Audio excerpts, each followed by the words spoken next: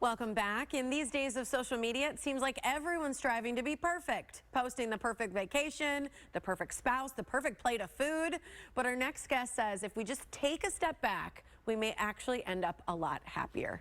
Joining us again is Eric Rittmeyer. He is a former U.S. Marine and an expert in the fields of mental toughness and emotional intelligence. Welcome back to the show, Eric. Tiffany, thanks for having me back. You've had some awesome guests on this morning. Marty, I'm infatuated with him. I love that man. I'm going to track him down. Isn't that the truth? I mean, my heart, every time he is here, just explodes for him. I adore him. And we're so happy to have you here as well. Are you wearing a Lion King shirt? Hakuna Matata, it means no worries. Yes, I'm wearing it. Thank you for noticing. Oh, I thought you were going to say something about my hair. You said something about my shirt. Yes, thank you, Tiffany. Hakuna Matata, it's my motto for life. I love it. I love it. Ain't no worries. Yep, you're right. So let's talk about this because this is all about emotional intelligence. I love that you share this message. And this is truly about social media today because you talk about the fact, I joke on my social media, my tagline is less filtered in person for a lot of reasons. But I think in general, we live by a way of being filtered and trying to make everything look so much better than it is. We sure do, Tiffany. There are problems on lots of levels here. I have two teenage daughters, right? I am so anti-filter. The problem is, as a society, it's more about social media than it is social interaction. Our children aren't learning these social skills that we had when we were younger that taught us how to meet eye to eye with somebody, how to handle opposing points of view, how not to be obsessed with approval addiction, what people think about us. Our happiness is relying on that thumb or that heart that gets placed on our picture. It creates lots of problems, but like anything else in life, it's all about moderation. In moderation, it's okay. Yes, and putting it in perspective, I agree with you. I love it. I love a good filter because I think it's very artsy and pretty, but you know, hey, you got to also acknowledge that they mean nothing. They mean nothing. And that's what I love about your message. And one of the things I want to break down these ways that you say people can start feeling happier and not so addicted or all the negative things that come with it. Number one is to stop judging others. Yeah, this is such a horrible thing, Tiffany, but it's almost like we're hardwired to do this. We have to judge everybody, right? When we judge people, we just can't, we can't see the positive in them. Then automatically it just creates this internal stress where we're constantly saying they're better, I'm worse. We become overly critical of our weaknesses instead of becoming overly confident in our strengths, right? So it starts with not looking at other people and judging them based on what they have and we don't have. It starts with inside out happiness. Stop judging others. It does nobody any good. I love that. It's so easy to feel like we're lacking something when you look at someone else's perfect little life. So I love that you acknowledge that. The next one is accept your imperfection.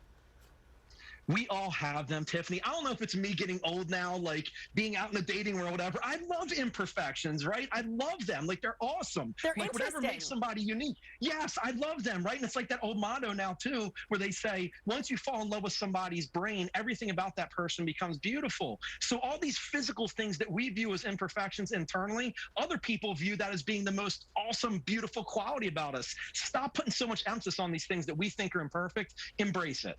Oh, gosh, that makes my heart so happy to hear that. You also say relax and enjoy the process. How do we do that? So many people cannot relax these days. We can't because we constantly focus on what we don't have as opposed to appreciating what we do have.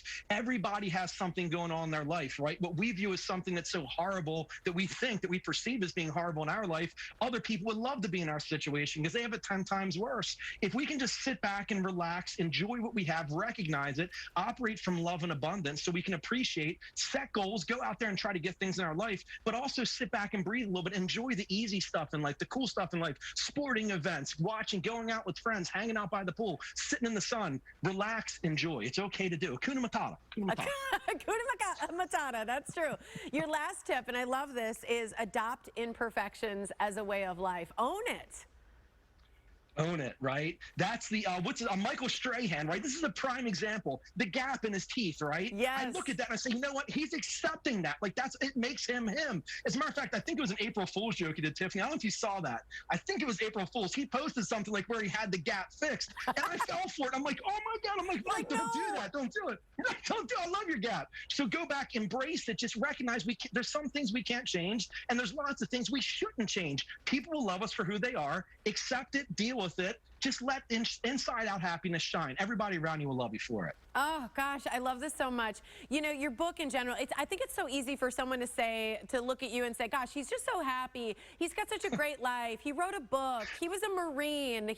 I mean, everything he does must come easy to him. How did you get the way you are? How do you live the life you live?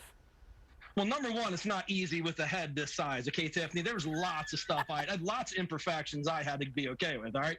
But secondly, I think what it boils down to is just recognizing that we're all hardwired the same exact way as humans, right? We're just different variations of the same core psychological blueprints. We all want happiness. We all want peace. We all want kindness. Let's just start assuming the person next to us wants the same exact thing. Let's smile. Let's be goofy. Let's be silly. Let's not take everybody so seriously. Let's not get offended when somebody breathes the wrong way, and just assume that everybody wants to be cool with each other. Everybody needs help. Everybody wants to be asked, how are you doing? Really simple stuff. And when you're around happy people, everybody else is happy. It's called emotional contagion is the official term. I love that, and let's spread it. Emotional contagion. It was so good to see you again, Eric. Back at you, Tiffany. Thank you for having me. Absolutely. Eric's book is called The Emotional Marine, and you can find it on Amazon. Don't you just want more of him? I know. We do too. All right, up next, the one stop to make before you do any back-to-school shopping.